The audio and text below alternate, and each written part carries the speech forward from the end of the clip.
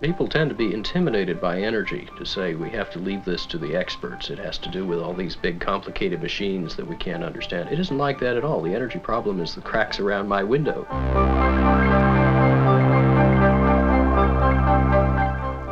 We are now dependent on a very tenuous energy supply line. We think that our armies and our missiles give us national security, and yet a handful of people can come in virtually any time they like and cut off our energy supply.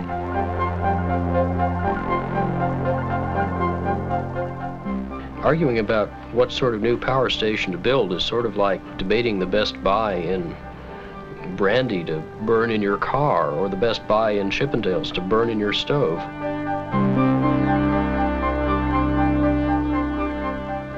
After 5 years of firewood development recently with no subsidies, firewood now gives us about twice as much energy as we get from nuclear power after about 30 years and $40 billion in direct subsidies.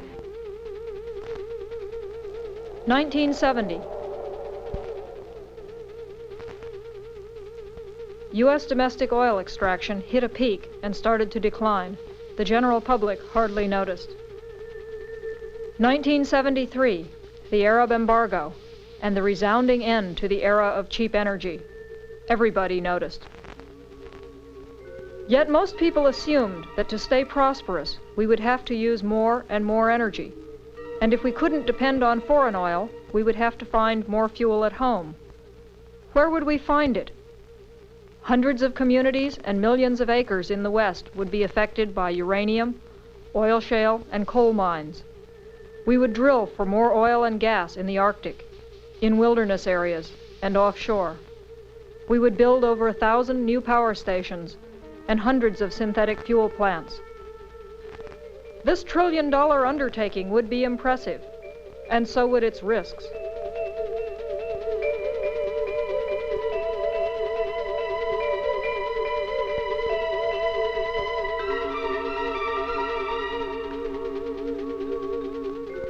Such a scenario shows continued growth in overall energy consumption, fueled by growth in the use of coal and nuclear power as the oil and gas dwindle. There is an alternative, prospering by using energy more efficiently.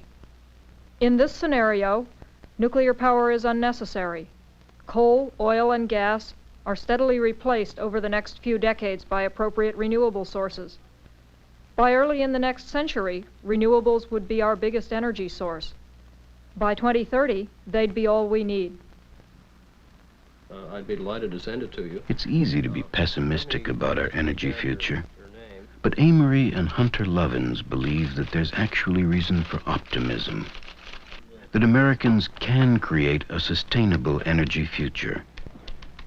Amory Lovins, physicist turned energy activist, thinks the path we've taken in the past has led us up a blind alley.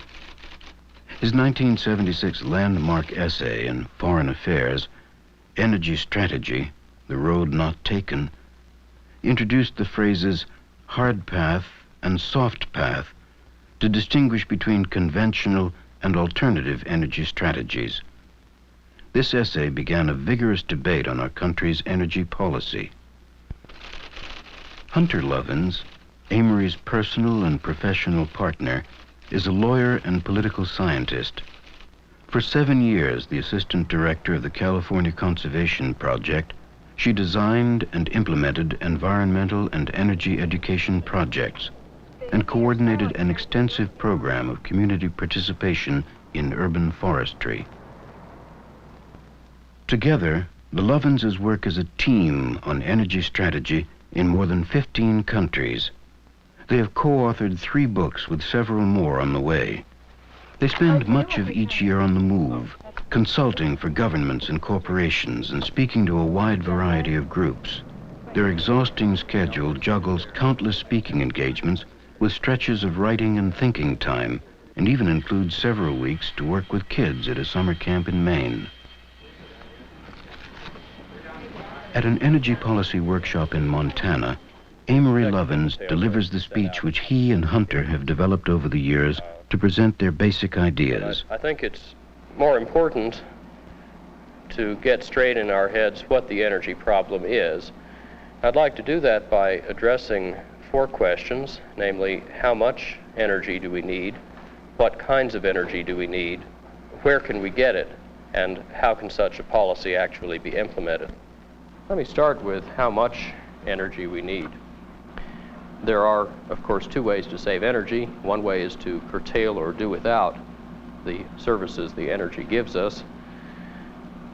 Turn off the lights, leave the house hotter in the summer, colder in the winter, shut down the factories, leave the car at home. I won't be discussing any measures of that kind. I'll be talking only about ways to provide the same services as now, or even more of them, using less energy just by using the energy more productively or more efficiently. When people invite us to speak, we try to go back to basics. We find that there is large confusion as to what the energy problem really is. People are hung up on which gadget to use, which technology to use, whether we need more oil, whether we need more coal. And before we get to those questions, we should really be asking, what are the tasks that we're trying to accomplish with the energy? And how much energy do we in fact need to accomplish those tasks in the most efficient way, in the cheapest way, in the most convenient way? Let me try on you a rather mundane story. How many of you remember the pre-war refrigerators, which had the motors up on top? Well, those motors were about 90% efficient, sitting up on top, and nowadays the motors are more like 60% efficient, where they're underneath, and the heat goes up where the food is. As a result, a modern refrigerator can easily spend half of its effort taking away the heat of its own motor. Then, over the years, the manufacturers have tried to make the inside of the refrigerator bigger without making the outside bigger. Given time, they might, I suppose, have had the inside bigger than the outside. The way they did it was, of course, to skimp on the insulation, so the heat comes straight in through the walls.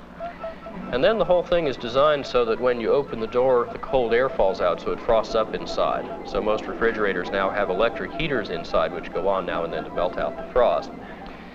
Then they also tend to have now a strip heater, electric heater around the door to keep the gasket from sticking, because it's too simple to use a fry pan style nonstick coating.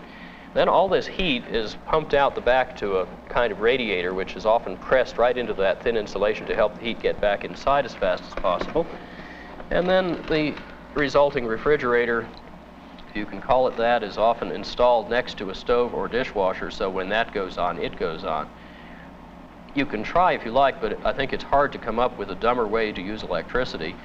And it turns out when you design the refrigerator properly, it will keep the same food just as cold, just as conveniently, using only 1/6 as much electricity as now. That's interesting because refrigerators, if you don't have electric space or water heating, are the biggest contributor to your household electric bill. If you do the same sort of redesign for all household appliances, you'd reduce your electric bill to about 1/4 of what it now is.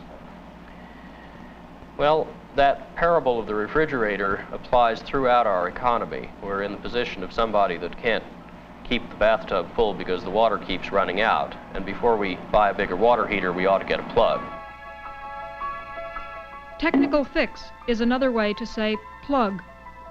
And there are a number of clever technical fixes around.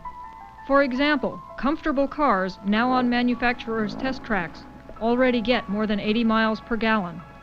Cost-effective technologies available right now can double the energy efficiency of industrial motors and triple that of lights. And contractors are routinely building houses today that cost about the same to build as old-fashioned houses, but stay warm in the winter and cool in the summer at essentially zero energy cost. Discovering these technical fixes has dramatically reduced experts' estimates of how much energy the United States will need in the year 2000. In 1972, for example, the conventional wisdom of the government was that we were going to need 160 quadrillion BTUs, or quads, of energy, more than twice the 76 quads we actually used in 1980. Some government agencies projected even higher needs, which we'll call superstition. But the Sierra Club's lower estimate was heresy, and Amory's still lower figure was beyond the pale. By 1974, after the oil embargo, the government's conventional wisdom was still below the utilities' superstition, but well above estimates by the Ford Foundation's Energy Policy Project. 2 years later, the government's forecasters had discovered technical fixes. You really can weather strip your house. And the utilities had discovered price elasticity of demand, which means the more they charge you, the less you buy. Amory's estimates in speeches and in foreign affairs were still lower, as they were also in 1978. But by then, the National Academy of Sciences and the government forecasters were also issuing lower figures. By 1980, an Academy panel and a government study were even saying we could be better off while using much less energy than today. Exxon was still in the superstition column. Our latest long-term calculations were still beyond the pale. But this matrix reveals a dramatic pattern that continues to this day. Every 2 years, the estimates of future energy needs drop diagonally, becoming one notch more respectable. In less than a decade, the highest forecasts for 2000 have fallen below what the lowest ones had been. And they're still falling. So, how much energy we're going to need is a very important question. It determines whether we need to buy these supply expansions on which you're spending billions of dollars every year. But there's an equally important question which has not been much asked, namely, what kinds of energy do we need? Because there are many different forms of energy whose different prices and qualities suit them to different applications. Traditionally, we've ignored those distinctions. In effect, we've said all kinds of energy are alike. Instead of supposing that the energy problem is simply where to get more energy of any kind from any source at any price, we ought to be starting at the other end of the problem by asking what are the many different tasks that we want the energy for, and what is the amount and type and source of energy which will do each task in the cheapest way. If we ask that question, then we need to look at what types of energy are physically required at the point of final use. In the United States, for example, our needs are 58% for heat and 34% for portable liquid fuels for vehicles. Only 8% represents all of the special premium uses which need electricity and which can give you your money's worth out of it, because it's a very special, high quality, and expensive form of energy. Now, if you were going to use that extra electricity for running electronics, overhead projectors, lights, motors, smelters, appliances, railways, things that really need electricity, then it might be worth paying that sort of a premium price. But those special uses, only 8% of our total energy needs, are already filled up because we supply today not 8%, but 13% in the form of electricity, with more on the way. The difference, the other 5 units, is electricity that's already being used as we would have to use still more if we made still more. Namely, it's being used inappropriately for low temperature heating and cooling, space heating, water heating, air conditioning, sort of like cutting butter with a chainsaw or using a forest fire to fry an egg. It's inelegant and messy and dangerous and very expensive. Well, that implies in turn that arguing about what kind of power station to build is completely the wrong question. It's asking where to get more of a very special, expensive kind of energy of which we already have about twice as much as we can get our money's worth out of. Energy planners use what's called a spaghetti chart to show where energy goes in a country. The different sources of energy, coal, natural gas, oil, hydro, wood, nuclear, go in on the left-hand side and get processed in power stations, refineries, and other plants. Converting and distributing the energy wastes a lot of it. Only what's left over can provide us with comfort, light, mobility, ability to make steel, bake bread, watch TV. It's for these end uses that we want energy, not for its own sake. there's no demand for raw kilowatt hours or for barrels of oil. For example, French energy planners sought the cheapest way to meet their country's biggest energy need, heating houses. New power stations turned out to be the costliest way, so they were to be discouraged as uneconomic. But meanwhile, more powerful officials started on the left-hand side of the chart. They said, foreign oil is unreliable. We need some other energy source. Let's build reactors. But the only way to sell the nuclear electricity was for electric heating, which they had agreed not to do. Which end of the spaghetti chart you start on, what you think the energy problem is, determines what you buy. If you start on the left, trying to replace oil by other fuels without regard to end use or cost, you might suppose you need more nuclear or coal-fired power stations. If you start on the right, you'll see that more power stations are the slowest and costliest way to replace oil or to provide the energy services we need.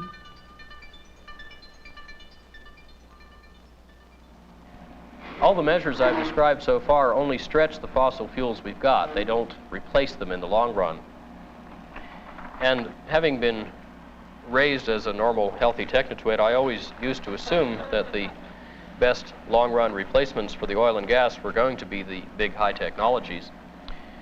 Until about 5 years ago, I started shopping around for the best soft technologies I could find. And I defined soft energy technologies by 5 properties. First of all, they're diverse. There are dozens of different kinds, each one used to do what it does best, not trying to be a panacea. Secondly, they're renewable. They run on sun, wind, water, farm and forestry wastes, but not on special crops or depletable fuels. Third, they're relatively simple and understandable from the user's point of view. They can still, of course, be technically very sophisticated, maybe like a pocket calculator. I don't know how to build a pocket calculator. I don't quite know what goes on inside. But from my point of view as a user, it's a tool, not a machine. I run it. It doesn't run me. It's something I can make up my own mind about. Fourth and fifth, soft technologies supply energy at the appropriate scale and quality for the task they're trying to do, so as to minimize the costs and losses of distributing the energy and of converting the energy, respectively. Anyhow, I shopped around for the best soft technologies I could find, which were already in or entering commercial service, things that are already here or we don't need to wait for them.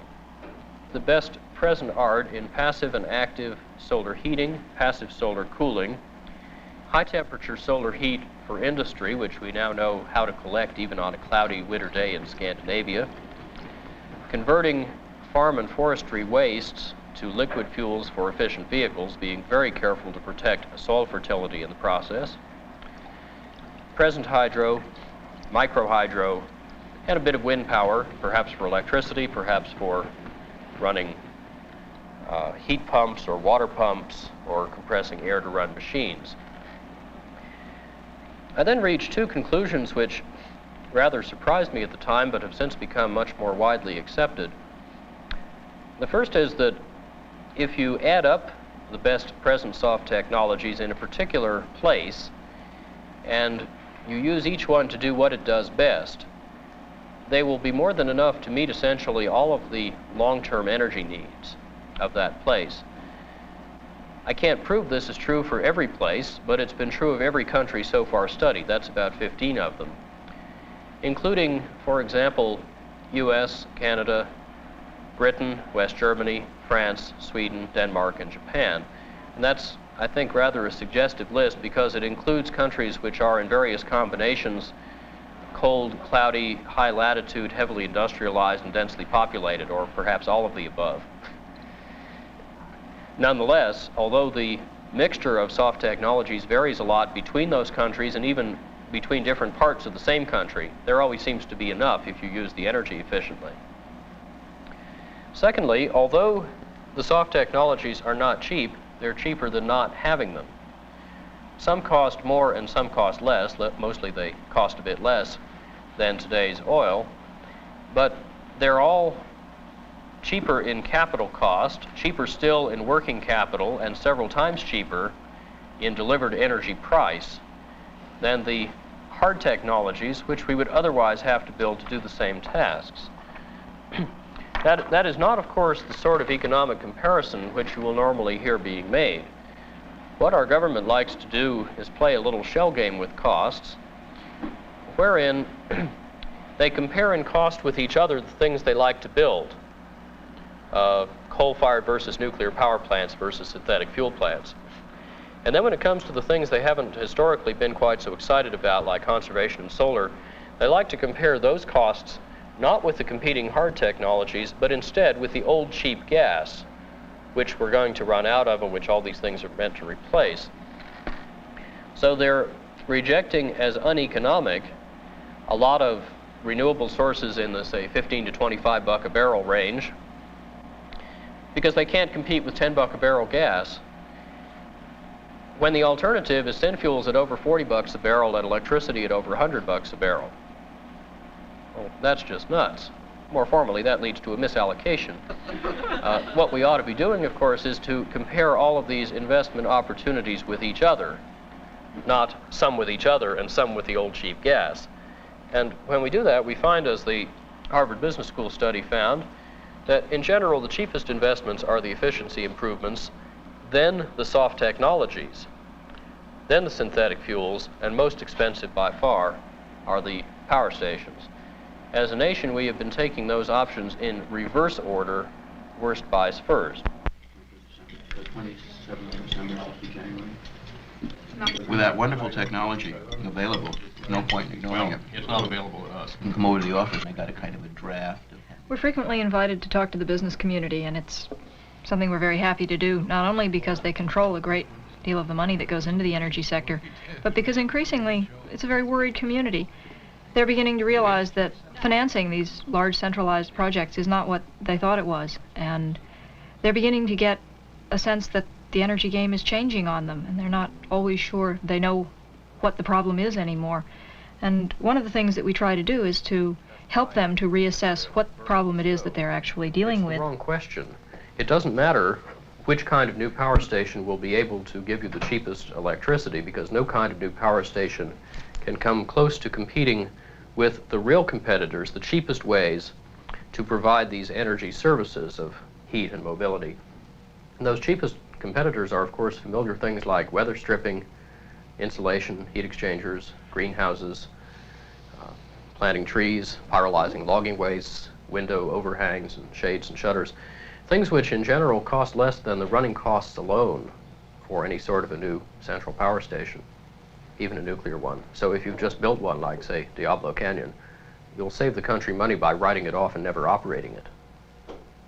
Maybe I should run through that one again slowly, because we're used to thinking that the competitor is another kind of power plant rather than the cheapest way to do the same end-use task. And I think it's a little hard to get used to the idea that what we're competing with isn't an oil or coal-fired power plant, it's weather stripping. If you were to turn on a newly built, say, reactor, all that you could do with its extra electricity would be low-grade heating and cooling, because the premium uses are already filled up. But all that it's worth paying to do low-grade heating and cooling is what it costs to do them in the cheapest way. Efficiency improvements, passive solar measures, things which come in at about 0.4 of a cent per kilowatt hour, whereas the running cost alone for a new reactor is 1 or 2 cents a kilowatt hour, so you're better off not running it. You give no source material on these statistics that you presented us with.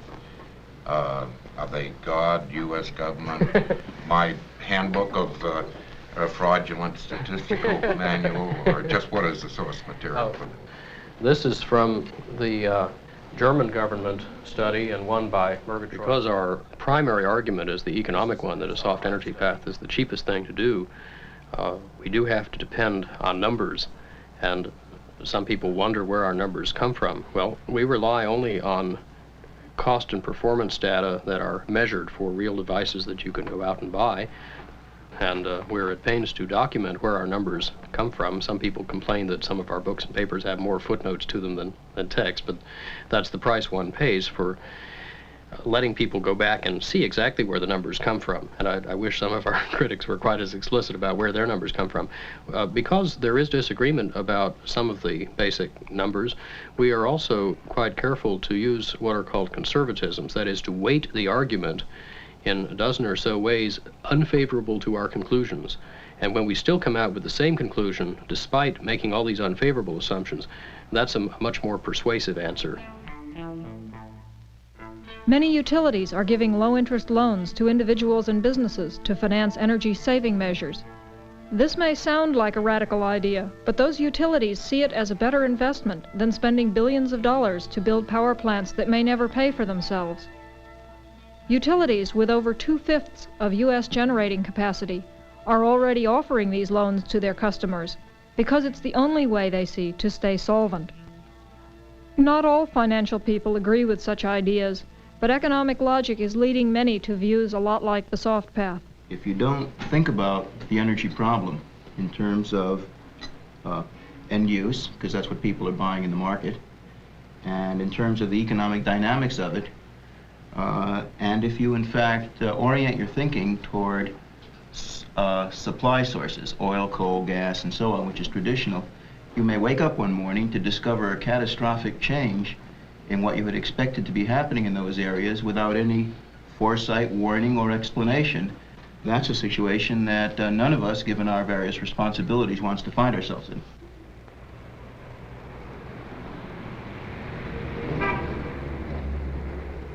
There are so many options for efficiency and for soft technologies that some will be right for you no matter where you live. Millions of people in thousands of communities are weatherizing their houses and getting more efficient cars, appliances, offices, and factories, because these are things individuals and communities can do for themselves. These accessible technologies are spreading very quickly.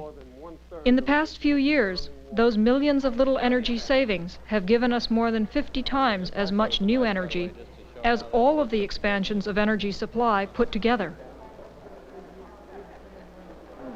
We've been solving the energy problem from the bottom up, not from the top down. Washington will be the last to know. My interest in the Soft Energy Expo is to make it possible for low and moderate income families here in the city of Newark to survive the rising costs of fuel. It's my pleasure to help you today welcome Amory and Hunter Lovins. The energy problem isn't too complicated or too technical for ordinary people to understand. It's something that each of us can get on with addressing and solving in our own lives.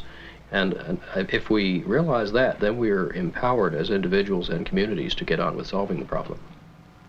Franklin County is one of the poorest counties in the state of Massachusetts. It's cold, cloudy, some tenuous farms, some old mill towns, a lot of people out of work, and very dependent on imported oil. When they looked at this situation and looked at the projections for the future, they realized that now they're sending out of the county each year $1,300 per household to pay for energy. Somebody held up a bucket with a hole in it to symbolize the drain of money out of that county. $23 million a year going from Franklin County to Venezuela, and they never saw it again. Then somebody added up what that $23 million amounted to. It turned out to be about the same as the payroll of the 10 largest employers in town. That got people's attention. They then asked, what about the future? If in the year 2000 they were so lucky as to meet the lowest official forecasts of energy needs and prices, things would be 4 times worse. The average household would send out $5,300 of today's dollars, not counting inflation, to pay for energy. Just to meet the county's energy needs, the single largest employer in town would have to duplicate itself every couple of years for the rest of the century. At that point, things begin to look a little hopeless. The future isn't possible. We can't get there from here. But then the people talked about what they could do instead, how they could stuff up the little cracks in their houses, which in most houses amount to about a square yard of hole, how they could use passive and active solar heating, how they could provide the liquid fuels for their vehicles from methanol, from the sustained yield of some of the unallocated public woodlots, how they could meet their electric needs with wind or 6 times over with microhydro right within the county. All of these devices that the machine shops with people out of work could make right within the county. And they totaled up what this would cost, $23 million. The same amount that they're now paying for energy, but the difference is you've just plugged the hole in the bucket. The money stays home. The jobs, the economic multiplier effect, stay in Franklin County. As a result, it's no longer a study. It's the Franklin County Energy Project, and they're doing it.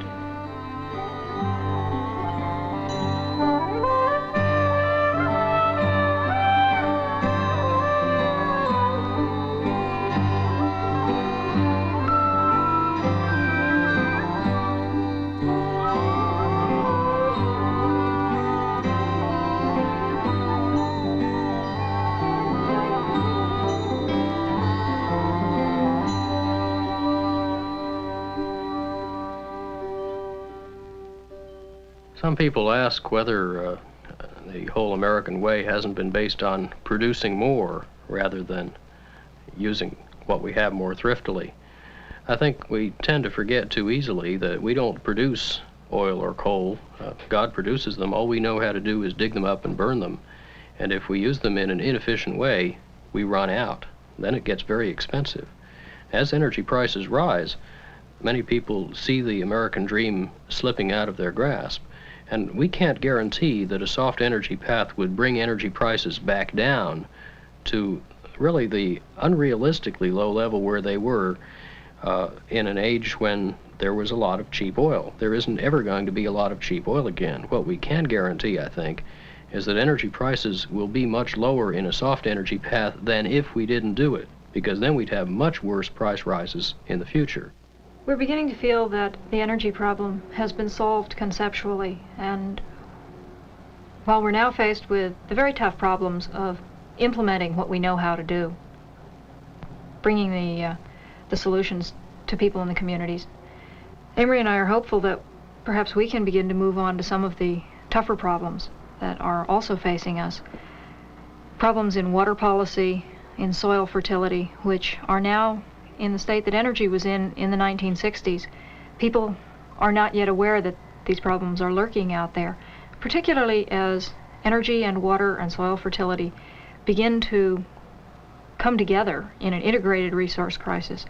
We're hopeful that the lessons that we've learned in dealing with the energy problem can serve as a conceptual metaphor that will enable us to come up with some solutions to all of these other problems before they get out of hand. If the Earth were the size of an egg, then all the water on the Earth would be just a little drop. And all the air, if it were the density of water, would be a little droplet about a 40th as big. And all the arable land would be a not quite visible speck of dust. And that drop and droplet and speck are all that keep the Earth different from the Moon. If you take that sort of view of the world, then the fossil fuel, the millions of years accumulation that we're burning up in less than 100 years, for the most part, is just a little blip. History goes along for a very long time, and there's a little spike, and then it fades out again. And that, I think, is not an acceptable approach to our future. We hear many people now considering the future as somehow a short-term thing. And we don't like that philosophically. I don't think it's a moral position.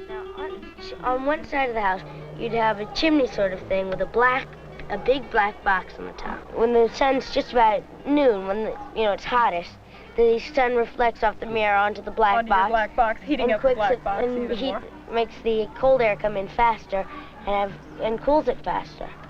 Very good. Now, George, this earth pipe cooling you've just invented happens to be... And we're trying to come up with an approach to the energy problem, and then we hope to many others, which will make it possible not only for our own children, but for children a very long time from now to live a good life and enjoy the earth as we have done.